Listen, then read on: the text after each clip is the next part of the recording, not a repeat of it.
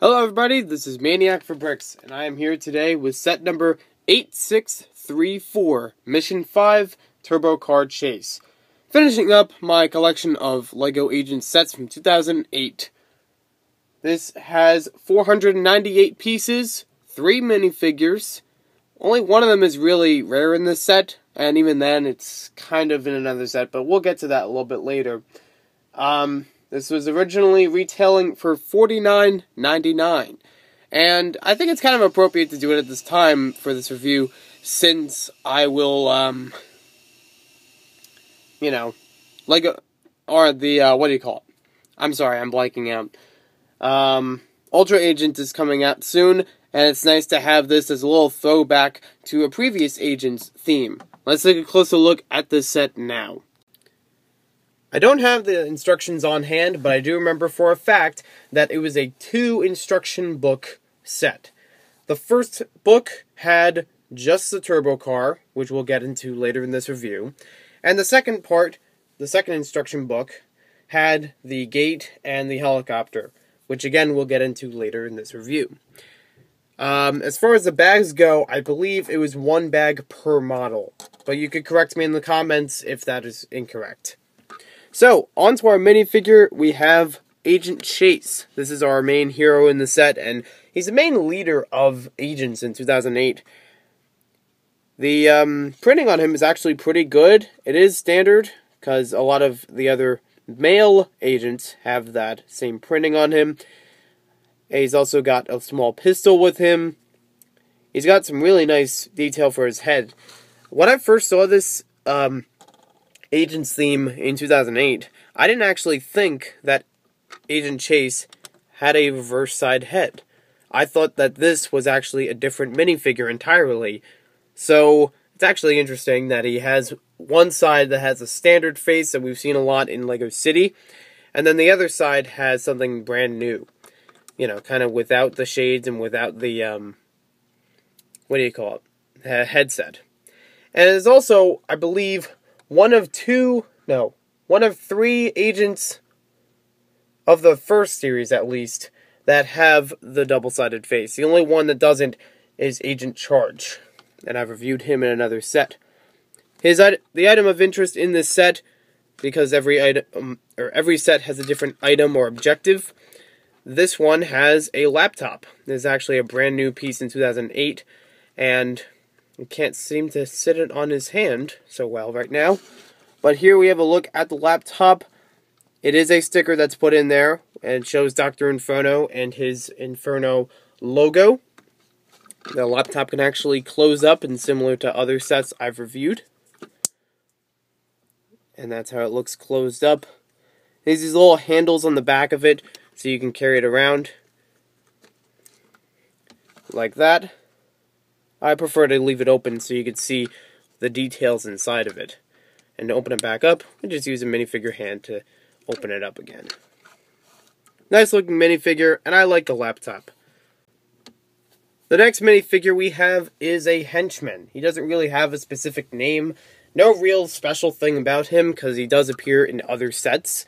But it's nice to get him in here as a sort of gatekeeper. You know, just a guard on watch for anyone passing through the gate to Inferno's secret lair. He's got standard printing on his torso and his legs when it comes to Henchman for Inferno, and this particular one has that kind of face that we've seen since World City, I believe. It also appears now and then with LEGO City sets. He's got the beanie cap, he's got a black pistol just like Agent Chase, and he has a pair of binoculars. He's a good-looking minifig, good to add on for the scenery. Not really, anything special about him. The third minifigure in this set is probably the most interesting of the 3 when it comes to its availability. This one is called Cyclops, and I actually find his name to be a little bit odd, considering it's supposed to be a play on words with the word Cyclops, which usually means a character that has 1 eye. This one doesn't have 1 eye. Then again, he doesn't have 2 eyes. But what does he have? He has actually 4 eyes. His printed face is actually really nice on him in terms of his robotic feature.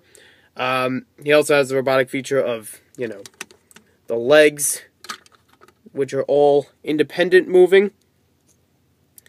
And it kind of looks like a spider, but the name just doesn't make sense to me in retrospect. He has just a simple pistol. He does not come with a pair of pants that you can, you know, change him into. And there's a look from the back. He has the same exact torso as the Henchman, so I don't have to remove anything there. He does not have a double-sided face. Now, he does come in another set, in fact. He comes in the mission, I think it's mission 6. That would be the agent's headquarters set. I don't remember the exact name for it right now. But in that set, he actually comes with a different variation of legs. Instead, his legs are actually black with chrome or silver tips instead of the chrome with black or with black tips. So there's a little bit of variation with him. This one I find to be, you know, interesting as far as the robotic henchman that we get throughout the series. And you'll see a little bit more how he's interesting in this set, which we'll get to right now. Now, before we move on to the main part of the set, I wanted to show you this little card. This is actually included with the set, and the stickers aren't actually included. We only get one sticker, and this technically is printed on there just because you have the set. The idea of the sticker, as you've seen throughout some of the other LEGO Agent sets and in the instructions, in the back of the instructions, they show you on the sticker sheet that there is a little star sticker. And what you do with it, once you have this set, you can use the card and put all your stickers on here to show that you're ranking in LEGO Agents. It basically determines how many sets you have, and that's why I only put the star over the one that's printed here, because I technically have 4 sets. I guess I have 5. Yeah, so maybe I should move the sticker. Because I was thinking at the time that I had 4, but then I forgot about, well, at least I would have bought it at a later time then, that I had another one, which is escaping my head right now, Robo Attack. This was from Agents 2.0, the second year of Agents. So technically, yes, I have 5 out of 6, and that's how it looks with the printed star on there. They give you one in the instructions, which is kind of funny to me, for this set, even though they have one printed there. It basically shows it's Agent Chase.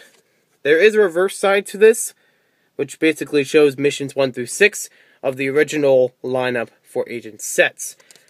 I've actually tried to put this on a card holder, which I had from some other sets, and it doesn't fit so well because it's too thick. This is roughly the thickness of like a credit card, maybe a little bit thinner, but it's thick. It won't bend too easily and stay in that shape. It still bends, but, you know, it can, you know, still stay in good condition after so long. Sorry about that sticker arrangement. I kind of forgot about that. But it's kind of a cool thing, you know, to collect. Not a main thing as far as, you know, doing more with the set.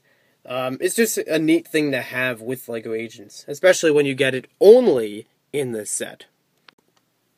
So here we have the first model of the set. This is not the first one that's built, but I figured it was the most simplistic that we could start with it. I do apologize, it has a little bit of dust on here.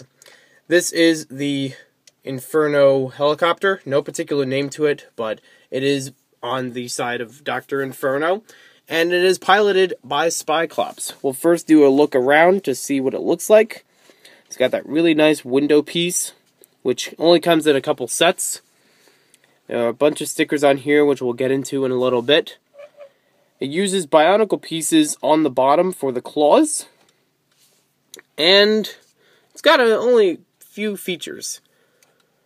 Okay, so first off, here are the stickers. One big one right there. We got one on each of these propellers. We got one on either side of the engine. We got 2 over here. One that goes on this piece, one that goes on the other piece. Pretty much the same on the reverse side. And we also have the same kind that's put up there. And then on the tail on both sides, you have one sticker. Kind of looks the same, if not opposite, on the other side. Now, I mentioned before that there were Bionicle pieces on the bottom. That's right. These, I believe, were from the Barracuda series of Bionicle. And they're a little bit bent because, well, when you keep placing it on the ground, it has a tendency to bend a little bit in place, because it's flexible on the ends. So I do apologize if some of these are a little bit out of order when it comes to their placement. As far as the features, you're able to open and close the cockpit, which you notice doesn't have a floor in it. We'll get to that in just a bit. We have a flick-fire missile on this side and a few that are just for show. So one actually will fire. Simple missile. Nothing special. In the back, we have the back rotor that can turn. There's still a lot of dust in here. I should work that out. And the main feature of this model is that you can actually have it... The propeller turns in a very particular way. In one direction, it will turn so that you can drop Cyclops. That's why there's no floor underneath him. Onto a certain area. Like if you have the helicopter on autopilot and then, you just have him lowered down into an area. Or as they showed in some of the comics or from the Lego magazine, they have him chasing Agent Chase and he kind of drops in on the Turbocar. So how that works, it's a little bit of a complicated system on the inside. We'll get into that a little bit. But as I pull him out, you can see how the propeller turns on its own. And it's a really long string to give him, plenty of room. That's a lot of string to fit him on. Now to put him back on, you just turn the propeller in the opposite direction, and he'll just climb right back up. It almost makes me sad to want to take this set apart for storage, because it's a very, very complicated system in here when it comes to that mechanism. First of all, you have one wheel that holds the other end of the string in place. So that way you have a way of pulling it and putting it back. Second, there's a few other pulleys in here that are associated with, I'm trying to think of the word, with rubber bands, or elastic bands, and those are what make the propeller turn, and also, allow this to raise up and fall down. It does have a tendency to not work, especially when you're trying to bring it back up, and then it gets caught somewhere in there. Sometimes you have to really keep this in place just to get it to rise up and fall down. You can see a hole there where it goes through into the inside of the mechanism. I'll see if I can take a part of it off so that we can take a look on the inside, but not necessarily destroy it. I'm not really sure when it comes to taking apart this set and storing it if I would take apart this whole middle section, just for that reason. Because once it works, you don't want to touch it after that. You don't want anything to happen to it. It's a very, very unsteady thing inside of here. But we can pull each of these out so you can see how that looks. It's basically two large pulleys, one of them having the string on it, one of them having the elastic band. We have a small pulley down here that holds the elastic band on the other side. And inside of there, you can see some simple tubes that they attach to. And it can be an unsteady system, like I mentioned earlier. So I'm not even sure if I can get this back in right and have it still function. I'm hoping that I can, though.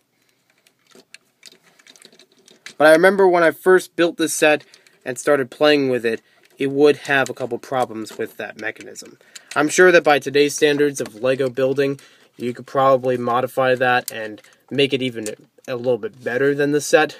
But as of the time of the set's release, that's what they chose to make. So it seems to still work.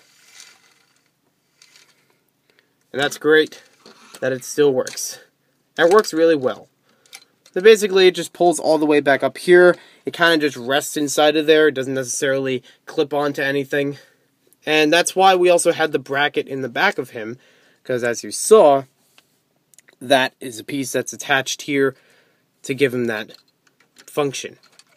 So now let's move on to the rest of the model. So here we have the Turbocar. Literally, when this was first featured in the LEGO magazine, when LEGO Agents was first teased, this was the only image that we got. This car. And I think right away that was a seller for the theme. Because look at it. It's got a style. It's got lots of chrome pieces. It's very, cool looking for an agent's car. It was something that was going to become probably one of my favorite models from LEGO Agents. You can see it's got a lot of detail around it. We got some headlights in the front. We have a printed license plate. They do give you a sticker for the license plate to put over this, but I chose not to. Because why ruin the printed one, So I actually stuck it on another sticker, or I stuck it on another 1x2 tile that wasn't really using it, and I don't know where that is right now, but it was a very simple and unique type of license plate. It wasn't one associated with the set number, in case you were wondering. It said something like, I'm just going to look it up quick right now.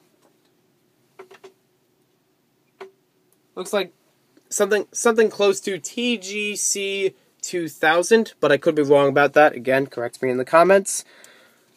So all the wheels can move independently on all the sides. You can see a lot of the mechanisms under here. And this is really nice if you wanted to make some model cars in like a creator scale. It's pretty much the kind of scale they're going for with this model. You can see a little bit of the features with this car. It has to involve the bumper, front bumper that is, and this chair. There's a little pulley there's a little thing inside of there that's going to pull along it. We'll see it very soon. There's also a feature in the back. When we turn this back section, I didn't actually know you had to turn it. I thought you had to lift it yourself. Now, we'll get on to some of those features. First one, you basically turn the back of this, and it will raise the missile launcher. You can also keep turning it to put it back down. And when you have the missile launcher raised, we have 4 different missiles inside of there. That's a sticker. Forgot to mention the stickers in this set, but we'll get to more of them just a bit. It was a full look at the sticker. Some of it is covered by the pieces. And with this little missile launcher, you get to launch 4 flick-fire rockets. Pretty cool, and actually sometimes they fire really well. Sometimes they fall out of place, though, even when they're sitting down. So let's try it out. Alright, so that works well. And since they're close to each other, it does have that tendency to launch more than one at a time, just depending on how you hit them. So we'll put that back down into place. Here is the main section where we have a few more stickers. We'll take that. There's a sticker in here that keeps falling off, basically showing the Turbocar on a sort of coordinate system and the helicopter in the set. It's on a 2x2. Here's a look at the 2 seats. They're really nice looking seats. It almost looks like a real car seat. You can notice for this one it has tile in it, and it has a plate. So you don't fit the full minifigure with 4 studs. And this one, it doesn't have any tile at all. I mean, it doesn't have any plates at all. It has all tile. We have a function in here where we can lift up these missiles. They're simulated. They don't actually fire. You can take a look and see what the inside of those look like. And that mechanism works from back here by pulling this, well, you'd think it would be emergency brake. So I hope he's not in a case where, he has to pull the brake real quick and then he pulls out the missiles.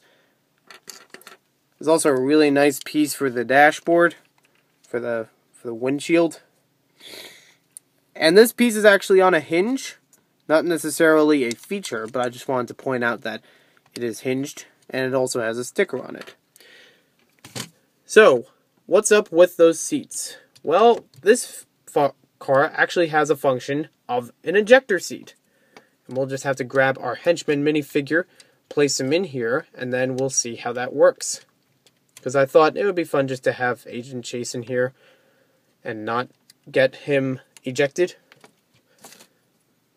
So we'll place him in very loosely and very carefully, because the sides, you pretty much have to have the arms up just to have the minifigures sitting in here. There are no doors. But there are rear view mirrors. So what we have this piece is a little bit jutted out from the rest of the front bumper. When this pushes in, sorry about the cutout in the video, I ran out of memory again. Alright, so what we gotta do, basically, once we have everything in position, we'll just have to ram this against a surface and see how our Henchman flies out. Because we've already seen the mechanism for it. Let's take a good look, see how well it does. Alright, it did okay. Sometimes it has a tendency to just jiggle them in their seat depending on how they're sitting. And you kind of have to have the arms up. It seems like an odd way to set it up. So it, it almost looks like they're expecting it. But, I don't know. You can see that it can even just have them fall around in their seat. It also depends on how far forward this is, depending on, the mechanism works right. And the surface that you're hitting. There we go, that's a nice ejection. So here we have a look at the gate. That is the main scenery of the set. They actually show you on the box that this is in pretty much the front of the set with the car driving through it. We'll get into that in just a little bit. But what I wanted to mention was on the box and as well as on the instructions, they show in the very background a hint at the volcano base. So that's actually kind of cool, and when I think about it, you could actually line up the volcano base or even some of the other Dr. Inferno bases from LEGO Agents right behind this, and it would look for a pretty good size base. It's a nice size for the gate itself, but it makes it even better when you have a building or so behind it, just to emphasize that massive,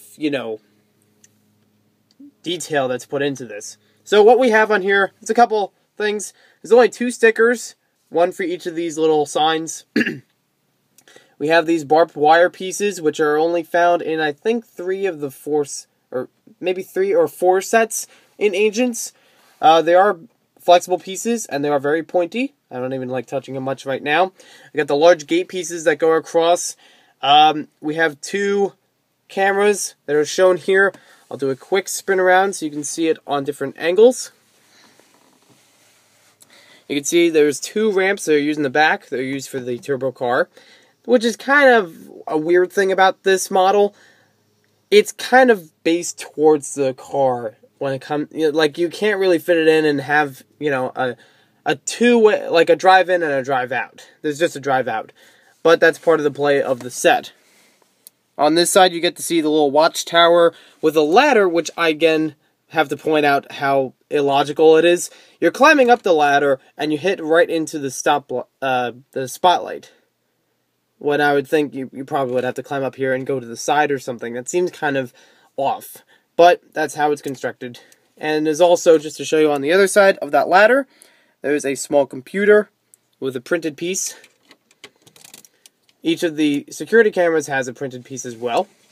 And we have our Henchman seated up here watching for anything suspicious. There's a little sound button on the bottom, and it has a couple details around it. Basically, what you do, you drive the car through here, and this gate in particular is going to hit that button. That button is going to trigger off an alarm, which is really cool. So let's try it out. Yep. So as you can see, the ramp is obviously made to, launch the car through. There's definitely enough space for the car to go through, and it works really well. I mean, yeah, it doesn't open up perfectly on both sides, but it still gets the main function through, that you're busting through the gate and you're triggering the alarm, which makes the helicopter come in and causes a really cool action spy scene with this set. Overall, I think this is a really well put together set for $50. You got a lot of impressive models in here, some very nice elements. Some of the stickers can be a little touchy as far as where to put them, but overall, it's well put together, except for the little flaws I mentioned earlier. This is not you can't drive both ways through here, technically, because even if you try to open this up again, it would sound the alarm. It's made for the play of having it drive the other way through, getting out of the base, first of all. Second of all, we had that helicopter thing earlier, where, sometimes it gets caught up on the inside, and it'll take a little bit of work to reconfigure it, as long as you build it right. And the most part, the ejection seat works fine, but you might just have a problem with them flying out of the car. So thanks for watching this video. Hope you guys enjoyed it, and we'll see you next time with more LEGO set reviews.